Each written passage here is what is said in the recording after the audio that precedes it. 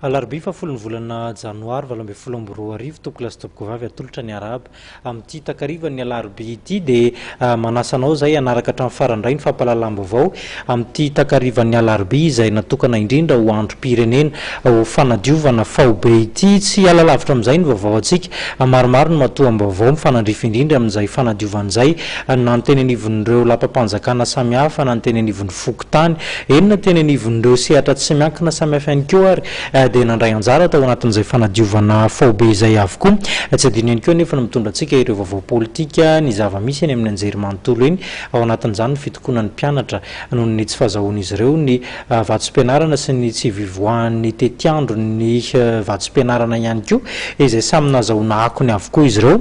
fa dia asainy ianao tsy saraka aminay hatramin'ny farany tsy nanadio fotsiny ihany fa sady mitondra fanetanana ho any rehetra ny filoham-pirenena Andriamatoa Rajaonary Mampianina tao anatin'ity andro iraisam-pirenena natokana ho an'ny fanadiovana faobe ity tsy ny alalavitra ny faritry avolony tenany sy ireo ekipany no natanteraka izay asa fanadiovana izay ho arahantsika ity sary ity. Nanamarika ny andron'ny fanadiovana faobe androany ny filohan'ny repoblika Rajaonary Mampianina sy ireo mpiara-miasaka aminy tena ny fokotany manodidina ny lapan'ny avoloa fotoana izay noentiny indrindra nanentanana ny vahoaka malagasy amin'ny fandraisana andraikitra feno amin'ity sehatra ny fanadiovana ity mba ahafahana misoroka ny sy ny valana retina vokatry ny loto ilaina ny fandraisana andraikitra ny tompony andraikitra isan-tsokajiny mianky avy any amin'ny sefokotany sy ny bentanàna saingy eo ihany koa ny vahoaka izay tsy tokony ny andry ny hafa amin'ny asa fanadiovana izay tokony andraikitra sahanina isan'andro. Tsy mijanona amin'izay nefa niaraka ny teniko teo ny resaka fahadiovana fa tena tokony midina any misehitry ny fokotany mihitsy ilay izy ary io no teneniko amin'ny olona foana hoe aza miandro foana hoe io mera io ny filohan'ny fokotany io no ohatran'izao tsy maintsy manao kosa aloha reny no mitarika reny mametraka ny fotodrafitrasa raha ilaina amin'ny fahadiovana fa izao ny rehetra no tokony entanina ary ny anisan'ny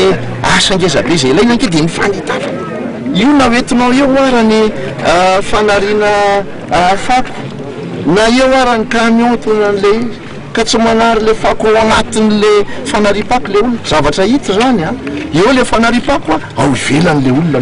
no manary le fako fa le fanariapako tsisy ninona ao anatiny zany le ataoko hoe fanetanana izay tokony atao ka any manomboka le izy any amin'le lafiny ataoko hoe tena fitaizana mihitsy a any amin'ny lafin'le atao hoe éducation mihitsy a civika mihitsy a citoyenne mihitsy a any netimbohan'ny zavatra rehetra amin'ity fahadiovan'ity a eo ankilany ihany koa dia ny antso amin'ny fikajina ny fahadiovana amin'ny alalan'ny fanavahana ny fanariana ireny fako azo avy amin'ny akora plastika ireny ny filohan'ny repoblika tokony misy araka izany sy ny fepetra tsotsotra raisina ahafana manavaka azy ireny tsy hanimba koa ny tontolo iainana. Ny antso manokana amin'ny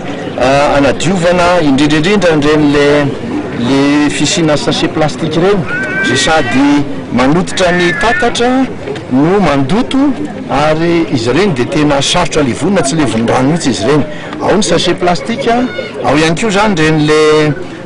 tavoahangy plastika filazantsika azy ireny moa zany a dia reny zany hoe tokony hoangonina esorina atao amin'ny toerana manokana mihitsy nyreny zay no natanako anareo lehibe ny fokotany eto zany hoe mba handray andraikitra manokana mety mba misy toerana manokana kely tsy mety tsy voatery le fanarian-jaordirangezaka ireny akory fa toerana kely mety hoe barika kely no atao anatin'le izy dia mba hizarona ny olona anary ny zavatra amin'ny plastika ao anatin'ireny toeran'ireny zany. Taratra tamin'ity androany ity zany fa dia lasa raharaham-panjakana mihitsy ny resaka fahadiovana anjarany tsirairay zany no mikajy ny tandrify azy mba ho tanàna sy firenena madio no hipetraka ho an'ny taranaka faramandimby.